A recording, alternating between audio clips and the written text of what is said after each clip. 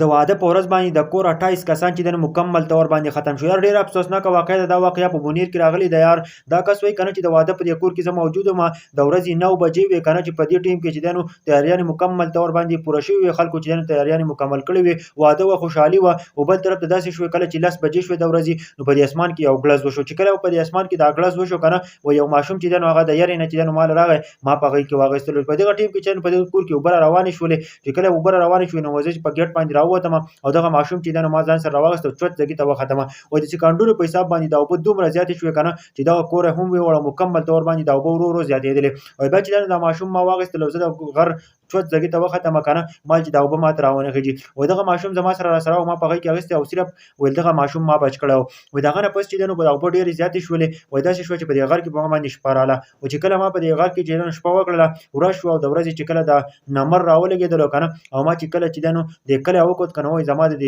خپونه لازمه کو تختیدل وای ځکه چې دغه کلی کې چې یو کور هم نو او مکمل تور باندې هر څه ختم شو د کم کور کې چې واده نو دغه علت پته نه لګي دغه هم ختم شو او د کلی چې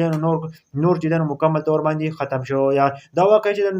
د بونیر یو کس ته کنه و چې دغه ماشوم ما صرف بچ کړه دي او نور په کور کې چې څومره کسان 28 کسانو وای دغه مکمل تور باندې ختم شو او مکمل تور باندې او بو وړو. یار ملګر دا واقع په بونیر کې راغله الله دې بم باندې خپل رحم وکي همیشه چې د دواګانې کوي بونیر کې چې کوم حالات راغلو نو تاسو سوچ هم نشئ کولای. یار د جړه مکان دی الله پاک ته رجوع وکړي د الله پاک نه چې دنه وغواړي کنه ځکه چې موږ باندې عذاب راغلی دی عذاب ته چیرته په دې پسې خان دی مو ځکه چې د جړه مکان دی نن په موږ باندې هم راتللی شي الله دې موږ باندې خپل رحم وکړي. ملګرو ډیر زیات خوش ژوند راغلی دی. یار ډیر زیات خوش سیلابونه دي ډیر زیات خوش حالات راغلي دي ځکه چې تاسو کتلی شئ کنه ملګرو داسې سیلاب راغی کنه په ژوند کې چرته په تاریخ کې چرته داسې سیلاب نه دی راغلی. یار چې ټول څومره کسان کنه په کار چې تاسو نفلونه وکړي تاسو د الله پاک نه خپل ګناهونو معافي وغواړئ ځکه چې موږ ټول ګناهګار یو ملګرو موږ ټول چې په غیبتونو کې اخته په ټول په